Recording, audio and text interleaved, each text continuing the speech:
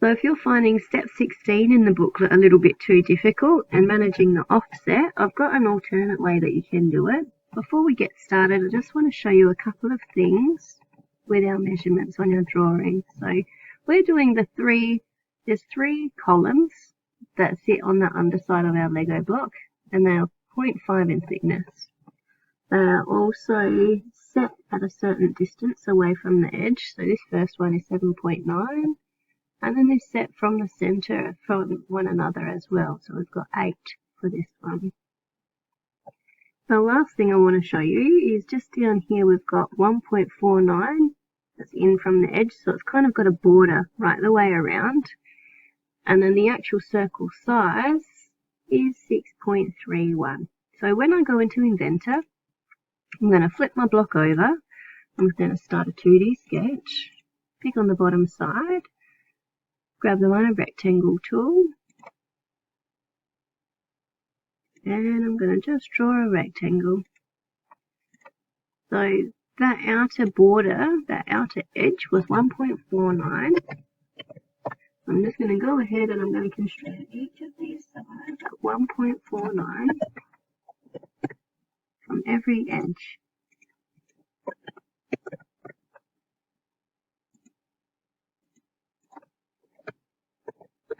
Now from here, I can come through and I can draw my circles, but it'll actually be a lot easier if I can see where my old dots are.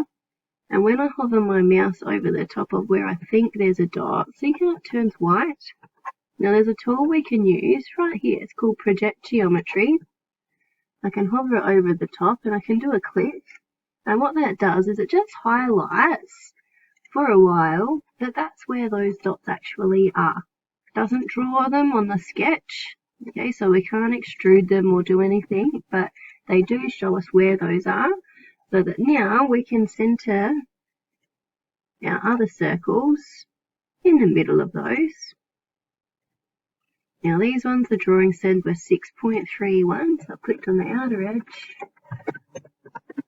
and I've just dragged my dimensioning tool inside of that circle to make it 6.31.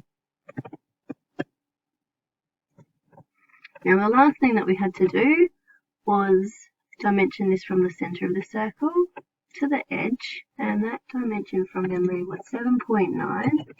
Double check your drawing, and from the center of these was 8.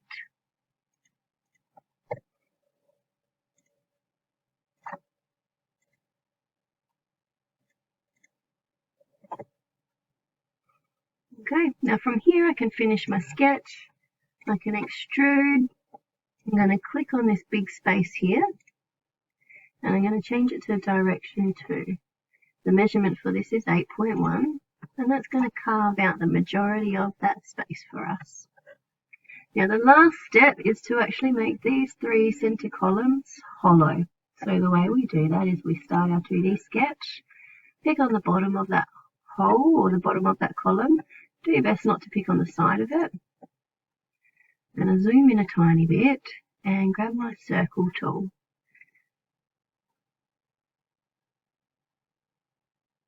I'm going to draw a circle from the edge. I'm not going to worry with dimensioning it just yet. I'm going to just show you what I did. I think I did the last one too fast. Just hover your mouse on the edge of your circle and see how there's that little black bump that pops up in the middle. That shows us where the center is. And then we can drag it out. Now that means that that circle is going to be perfectly in the middle of our existing one, and that it's not going to pop off to the side and be really difficult later on to try and get back in the middle. And that process again is just hover on the outside of your circle, wait for that center bump to pop up, and then we can drag that out. Now before we extrude this one more time, we are going to dimension from the circle edge to the other circle edge at 0.5. And we're going to apply this to each of our 3 columns.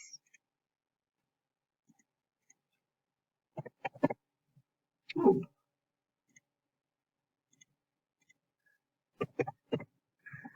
So this one here in the middle has happened like this because I didn't actually wait for that center bump to pop up like I thought.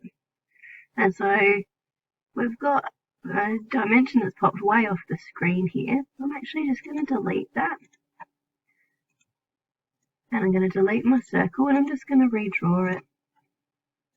Okay, and I'm going to make sure that I'm on that actual center bump this time. And then I can dimension that one at 0.5. So final step, before we can apply our fillets on our final product, it's up to you if you do that. We go finish sketch, we go extrude, we click on each of these 3 circles first, and then click on our direction to after. We're still set on 8.1, we're going OK, and now when I revolve my Lego around, I've got my 8 dimples on the top, and I've got my 3 columns underneath.